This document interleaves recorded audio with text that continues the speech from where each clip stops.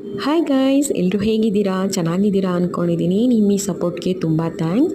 ಮನೆಯಲ್ಲೇ ಇವತ್ತೊಂದು healthy and ಟೇಸ್ಟಿಯಾಗಿರೋ ಅಂಥ ಕಷಾಯದ ಹುಡಿನ ಮಾಡ್ಕೊಳ್ಳೋದು ಹೇಗೆ ಅಂತ ತೋರಿಸ್ಕೊಡ್ತಾ ಇದ್ದೀನಿ.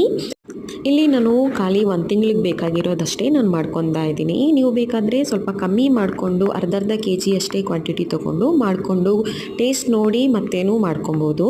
ಇಲ್ಲಿ ಮೇಯ್ನ್ ಬೇಕಾಗಿರೋವಂಥದ್ದು 1 ಕೆಜಿ ಕೊತ್ತಂಬರಿಗೆ, 1/4 ಕೆಜಿ ಜೀರಿಗೆ ಮತ್ತು 100 ಗ್ರಾಮ್ ಮೆಂತೆ, ಹೆಸರು ಕಾಳು, ಲವಂಗ ಮತ್ತು ಇದರಲ್ಲಿ ಮಸಾಲೆ ಐಟಮ್ಗಳಿಗೆ ಅಂತ ಹೇಳಿದ್ರೆ ಚಕ್ಕೆ, ಲವಂಗ, ಏಲಕ್ಕಿ, ಸ್ವಲ್ಪ ಒಣಶುಂಠಿ, ಪಿಪ್ಪಿಲಿ ಅಥವಾ ಹಿಪ್ಪಿಲಿ ಅಂತ ಹೇಳ್ಬೋದು, ಮತ್ತು ಲಾವಂಚದ ಬೇರು, ಬಡೆ ಸೋಂಪು, ಜ್ಯೇಷ್ಠ ಮದ್ದು. ಇದೆಲ್ಲ ಜ್ಯೇಷ್ಠ ಮದ್ದು ಸ್ವಲ್ಪ 50 ಗ್ರಾಮ್ ಅಷ್ಟು, ಒಂದು 50 ಗ್ರಾಮ್ ಅಷ್ಟು ಹಾಕ್ಕೊಂಡ್ರೆ ಸಾಕಾಗುತ್ತೆ. ಇದೆಲ್ಲ ಗರಂ ಮಸಾಲೆಗಳು ಅಥವಾ ಮಸಾಲೆಗಳು ಏನೇನು ಹಾಕ್ಕೊಂಡು ಹುರ್ಕೊತಾ ಇದ್ದೀನಿ ಇದೆಲ್ಲನೂ ಗಂಧಿಗೆ ಅಂಗಡಿಲಿ ಸಿಗುತ್ತೆ, ಆರಾಮಾಗಿ ತೊಗೊಳ್ಬೋದು.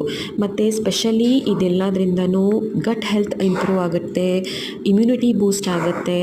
ನಾವು ಆಲ್ಮೋಸ್ಟ್ ಈಗಂತೂ ಶೀತ, ಜ್ವರ, ಕೆಮ್ಮು ಅಂತ ಬರ್ತಾನೆ ಇರುತ್ತೆ. ಮಕ್ಳಿಗಂತೂ ಇದನ್ನು ಈಸಿಯಾಗಿ ಕೊಡ್ಬೋದು, ದೊಡ್ಡವರಿಂದ ಹಿಡಿದು ಏಜ್ ಆದವರು ಕುಡಿಬೋದು. ಸೊ ಈಸಿಯಾಗೂ ಮಾಡ್ಕೋಬೋದು. 2 ಗ್ಲಾಸ್ ನೀರಿಗೆ 1 ಟೀ ಸ್ಪೂನ್ ಅಷ್ಟು ನಾವು ಹಾಕ್ಕೊಂಡು, ಇಲ್ಲಿ ನಾನು ಜಾಸ್ತಿ ಕ್ವಾಂಟಿಟಿ ಮಾಡ್ಕೊತಾ ಇದ್ದೀನಿ.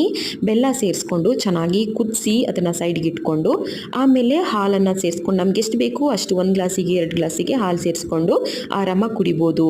ಅಥವಾ ಹಾಲಲ್ಲೇ ಮಾಡ್ಕೊಳ್ಳೋರು ಹಾಲಲ್ಲೂ ಮಾಡಿಕೊಂಡು ಬೆಲ್ಲನ ಮತ್ತೆ ಸೇರಿಸ್ಕೊಬೋದು ಗೈಸ್.